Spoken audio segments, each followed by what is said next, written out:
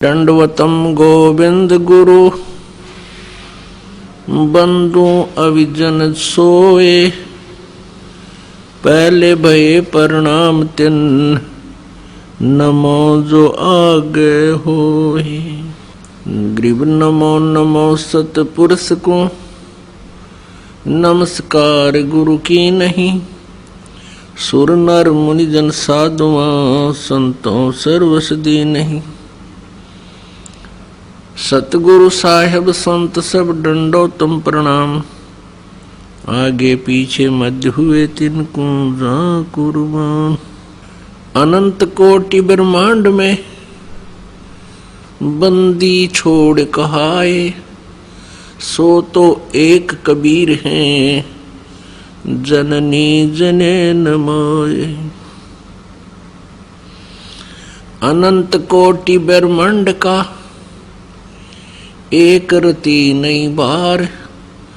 सतगुरु पुरुष कबीर हैं कुल के सिरजनहार। पुण्यात्माओं,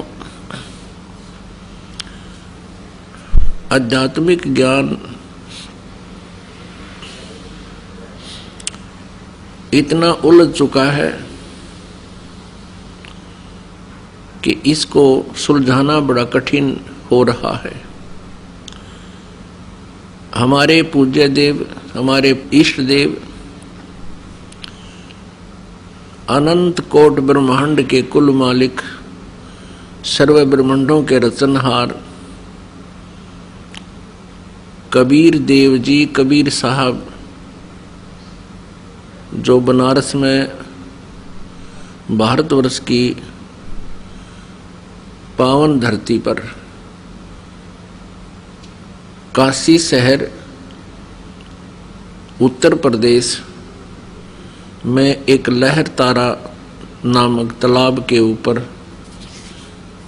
खिले हुए कमल के फूल पर वो पूर्ण परमात्मा नवजात शिशु रूप धारण करके प्रकट हुए थे।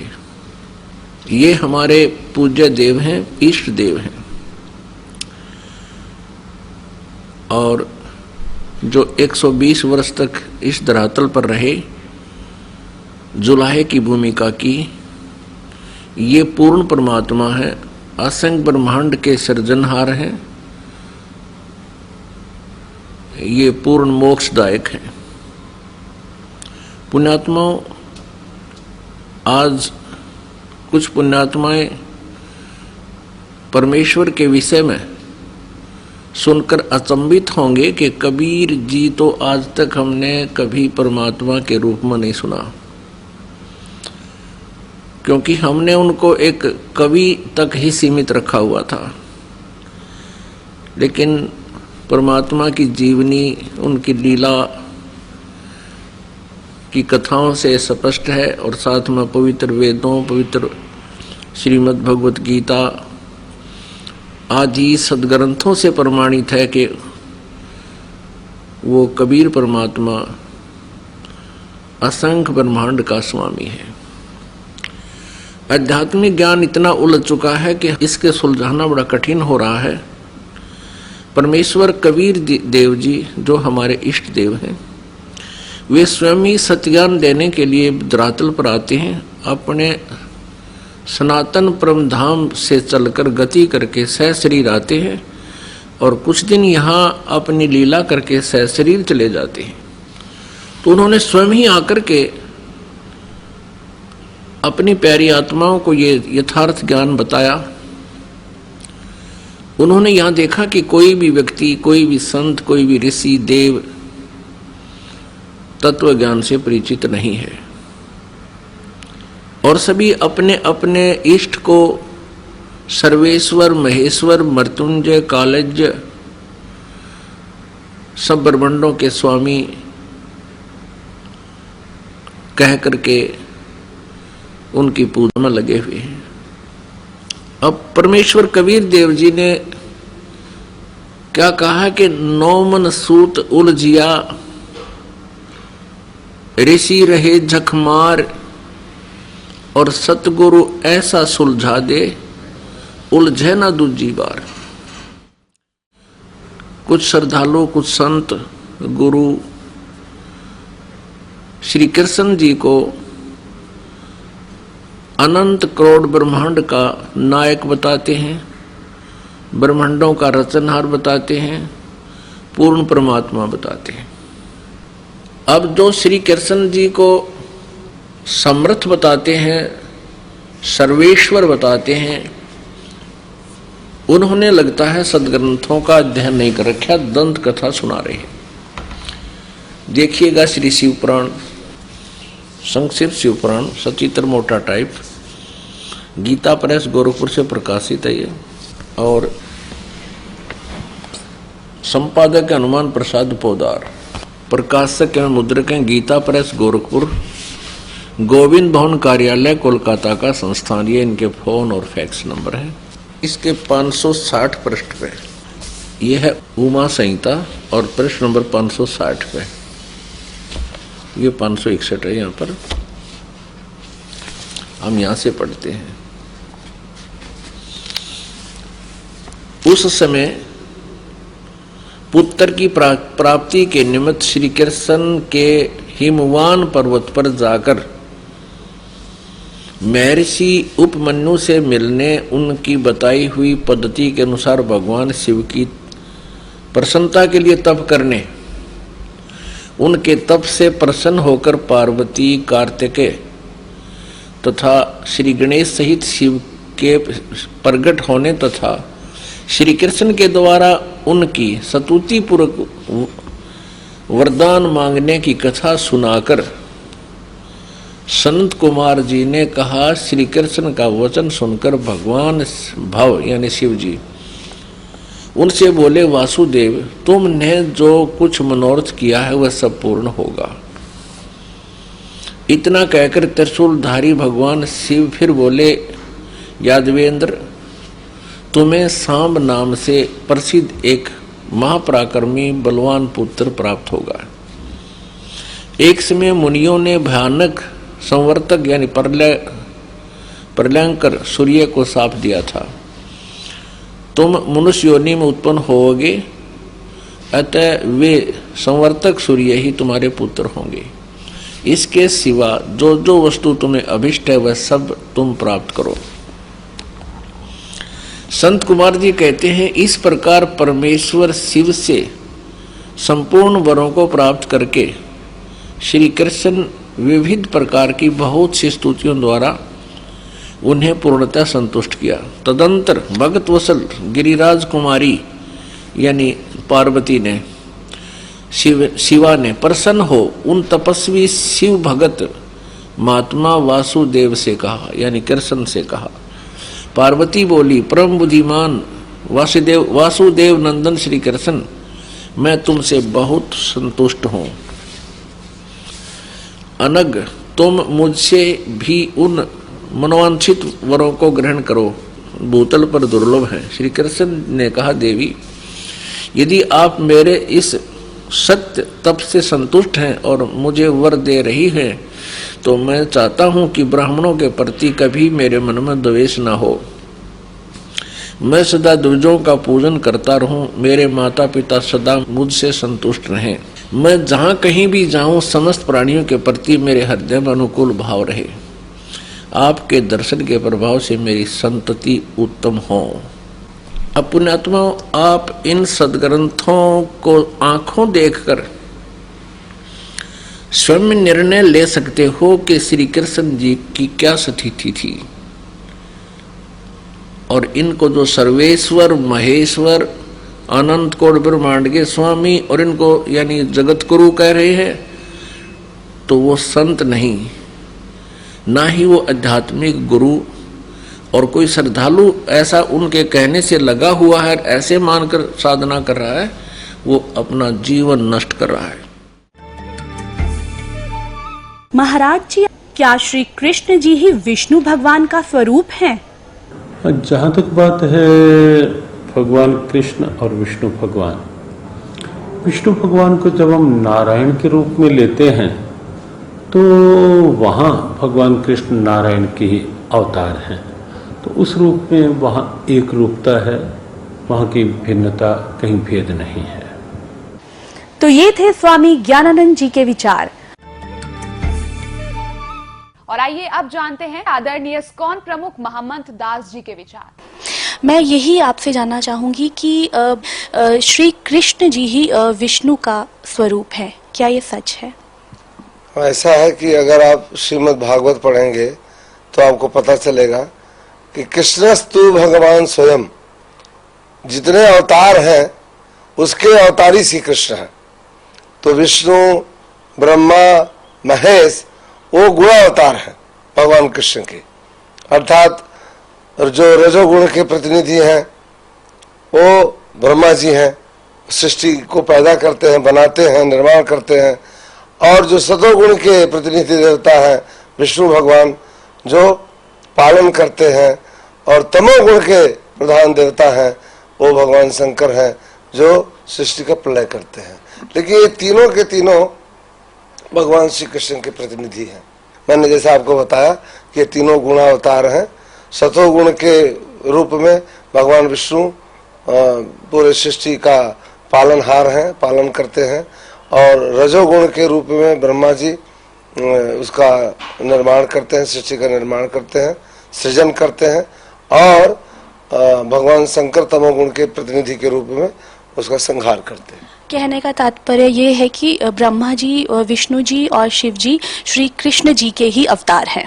बिल्कुल सही, सत्य बात जी। ये थे आदरणीय इस्कॉन प्रमुख महम्मद दास जी के विचार। और आइए अब जानते हैं जगत गुरु तत्वदर्शी संत रामपाल जी महाराज के विचार। दंडवतम गोविंद गुरु बंधु अविजन सोए, पहले भये प्रणाम तिन नमो जो आगे होए। कुछ श्रद्धालु, कुछ संत गुरु श्री कृष्ण जी को अनंत करोड़ ब्रह्मांड का नायक बताते हैं, ब्रह्मांडों का रचनहार बताते हैं, पूर्ण परमात्मा बताते हैं।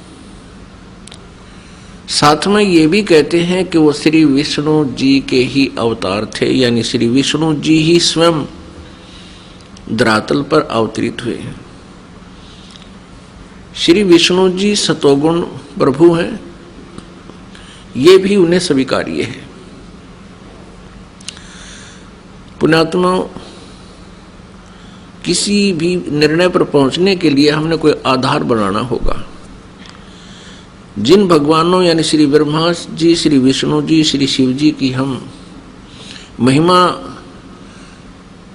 जो मौखिक सुना करते थे, और मौखिक कथा सुनाने वाले यही कहते हैं कि श्रीमद् भागवत सुधा सागर में ऐसा लिखा है,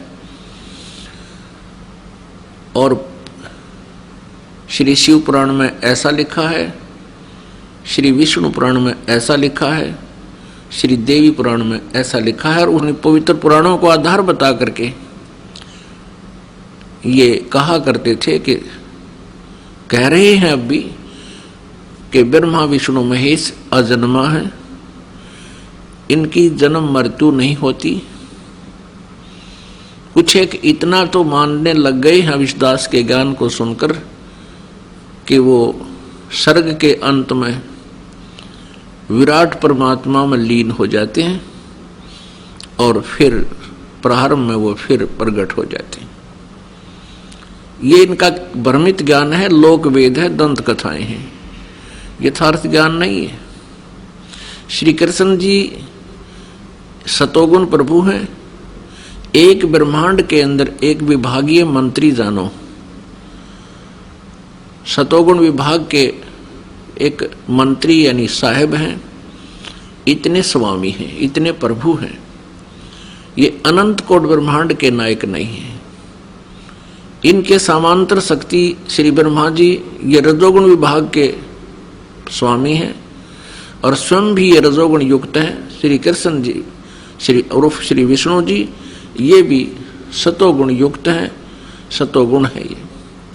और इन्हीं के समांतर श्री शिव जी जो तमोगुण है, ये भी एक विभाग के मंत्री हैं एक ब्रह्मांड में, और 3 लोकों पर, पृथ्वी लोक, पाताल लोक और स्वर्ग लोक तक इन तीनों भगवानों की एक एक विभागीय पावर शक्ति है। इनको अनंत कोट ब्रह्मांड का स्वामी बताना, पूर्ण परमात्मा का अवतार बताना, पूर्ण परमात्मा कहना, ये भ्रमित ज्ञान है, ये लोक वेद है, यथार्थ ज्ञान नहीं है। तो पुण्यात्माओं, अब आपके रूबरू कराते हैं उन सदग्रंथों को जिनमें परमात्मा के विषय में लिखा हुआ है और ब्रह्मा, विष्णु और शिव जी के विषय में भी उन्हीं की इतिहास में लिखा हुआ है, वो आपके रूबरू कराते हैं। श्री कृष्ण जी विष्णु अवतार थे, यानी स्वयं विष्णु जी ही श्री कृष्ण रूप में देवकी जी के गर्भ से जन्मे थे। इसका प्रमाण आपको दिखाते हैं। अब देखिएगा, आपके समक्ष श्रीमद् भागवत सुधा सागर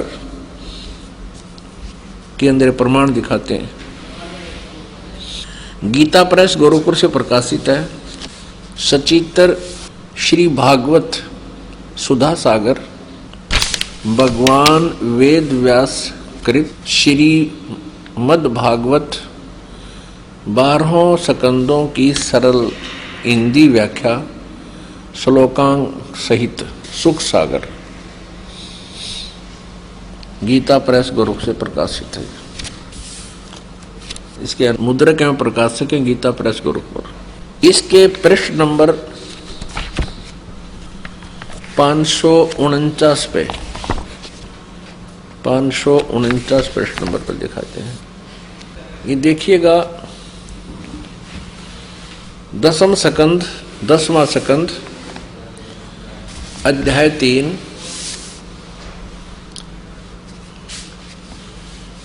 सुधा, ये श्रीमद् भागवत सुधा सागर से, जिस समय भगवान के आविर्भाव का अवसर आया, स्वर्ग में देवताओं की दुदुम्बियां अपने आप बज उठी। उसी समय सबके हृदय में विराजमान भगवान विष्णु देव रूपिणी देवकी के गर्भ से प्रकट हुए। जैसे पूर्व दिशा में 16 कलाओं से पूर्ण चंद्रमा का उदय हो गया हो। पुण्यात्माओं, ये स्पष्ट हो गया कि श्री कृष्ण जी ही स्वयं श्री विष्णु जी हैं, यानी श्री विष्णु जी ही श्री कृष्ण रूप में प्रकट हुए। महाराज जी, श्रीमद् भगवत गीता जी का ज्ञान किसने बोला? गीता का ज्ञान तो इसमें कोई किसी भी तरह का है ही नहीं विचार। केवल भगवान श्री कृष्ण गीता के उपदेष्टा हैं, गीता के वक्ता हैं, और महर्षि वेदव्यास ने स्वयं ये बात स्वीकार करके कही है, गीता सुगीता कर्तव्य के मन्ये शास्त्र विस्तरे या स्वयं पद्मनाभस्य मुखपद्माद्य निसृतः। गीता को जीवन का गीत बनाओ। क्यों? क्योंकि ये स्वयं साक्षात भगवान के मुख कमल से निसृत निकली हुई दिव्य वाणी है। संजय गीता का एक ऐसा पात्र है जिसके पास दिव्य दृष्टि है, और उसने अपनी दिव्य दृष्टि से जब गीता ज्ञान सुना तो गीता के समापन श्लोकों में संजय ने स्वीकारा, योगम योगेश्वरात् कृष्णात् साक्षात कथ्यता स्वयं। मैंने स्वयं योगेश्वर भगवान श्री कृष्ण से साक्षात गीता का ज्ञान कथन करते हुए श्रवण किया है। तो इसमें तनिक भी संदेह नहीं कि गीता भगवान श्री कृष्ण के मुखारविंद से निकली हुई दिव्य वाणी है। तो ये थे स्वामी ज्ञानानंद जी के विचार। और आइए अब जानते हैं आदरणीय इस्कॉन प्रमुख महामंत्र दास जी के विचार। प्रभु जी, यहाँ एक चीज और जानना चाहेंगे कि श्रीमद् भगवत गीता जी का क्या जो ज्ञान है वो किसने बोला है? गीता से गीता कर्तव्य के मन्ये शास्त्र विस्तरे। गीता तो सुंदर गीता भगवान श्री कृष्ण पद्मनाभ के मुंह से निकली हुई वाणी। धर्म क्षेत्र कुरुक्षेत्र में जब ये महाभारत का युद्ध हो रहा था तो भगवान चाहते थे कि ये युद्ध न हो, उसके लिए उन्होंने बहुत मंत्रणा की, लेकिन जब युद्ध असंभावी हो गया तो अर्जुन ने कहा सेनयोर मध्य रथम स्थापि में उचित है, हे अच्युत दोनों सेनाओं के मध्य में इस रथ को ले चलो। जब उन्होंने देखा कि हमारे इष्ट मित्र, हमारे जो पूज्य हैं द्रोणाचार्य, कृपाचार्य और भीष्म पितामह इत्यादि रणांगण में खड़े हुए हैं, तो उन्होंने कहा कि नहीं नहीं, मैं युद्ध नहीं कर सकता, भिक्षार्चन करके मैं अपने जीवन का निर्वहन कर लूंगा, लेकिन मैं इन जो पूज्य व्यक्ति हैं उनका इस रणांगण में, इस रण के मैदान में मैं उनके ऊपर अस्त्र नहीं चला सकता। तब भगवान ने भगवत गीता का प्रवचन किया।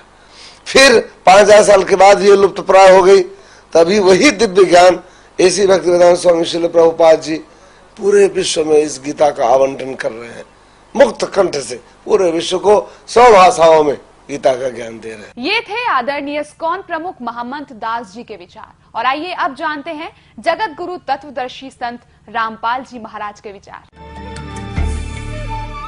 दंडवतम गोविंद गुरु बंधु अविजन सोए, पहले भये प्रणाम तिन नमो जो आगे होए।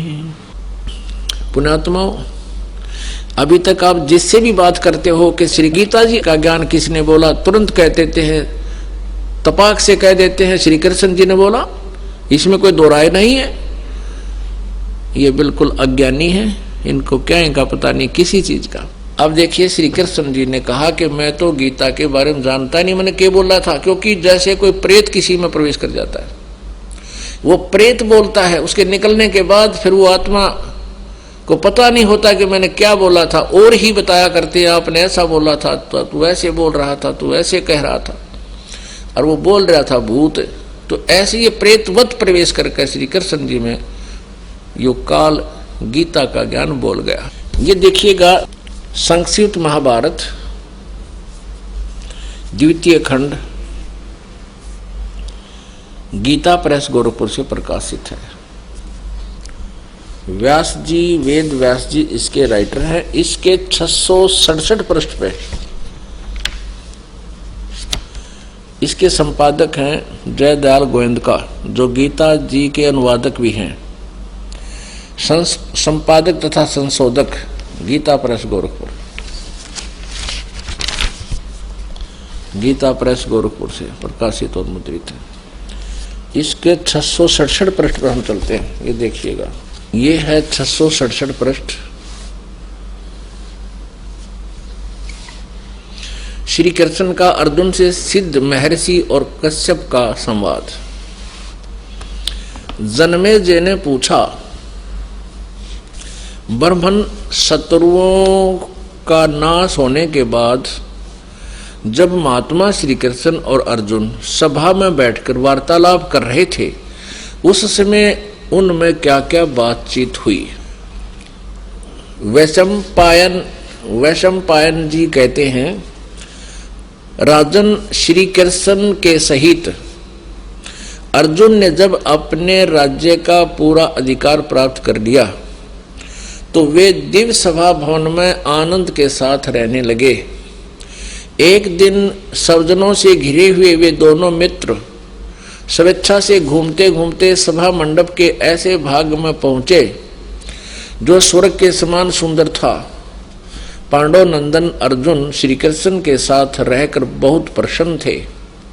उन्होंने एक बार उस रमणीय सभा की ओर दृष्टि डालकर भगवान से ये वचन कहा, देवकी नंदन, जब युद्ध का अवसर उपस्थित था उसमें मुझे आपके माध्यम का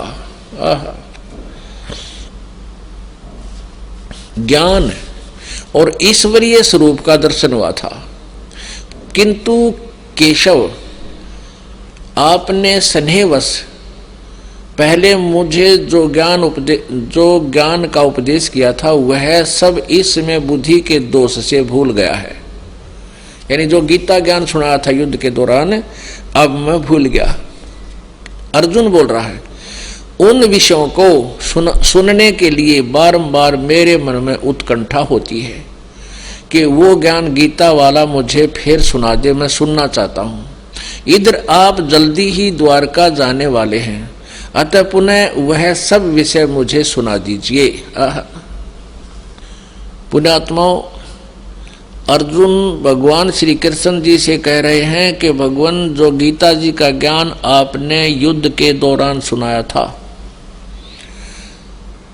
उसको मैं भूल चुका हूं और वही ज्ञान मुझे फिर सुनाइए, मेरी बहुत प्रबल इच्छा है सुनने की।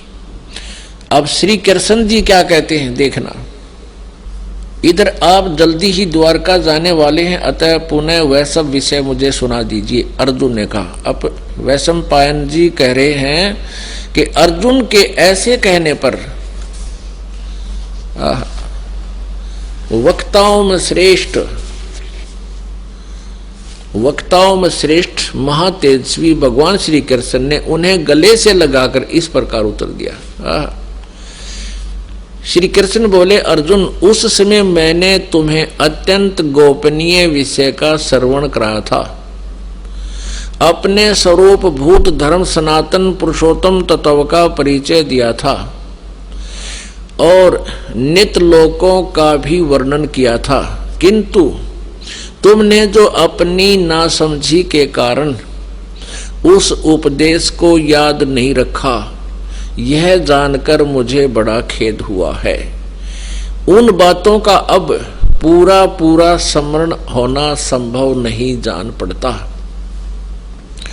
पांडवनंदन, निश्चय ही तुम बड़े श्रद्धाहीन हो, तुम्हारी बुद्धि अच्छी नहीं जान पड़ती। अब मेरे लिए उस उपदेश को ज्यों का त्यों दुहरा देना कठिन है, क्योंकि उस समय योग युक्त होकर मैंने परमात्म तत्व का वर्णन किया था। पुण्यात्माओं,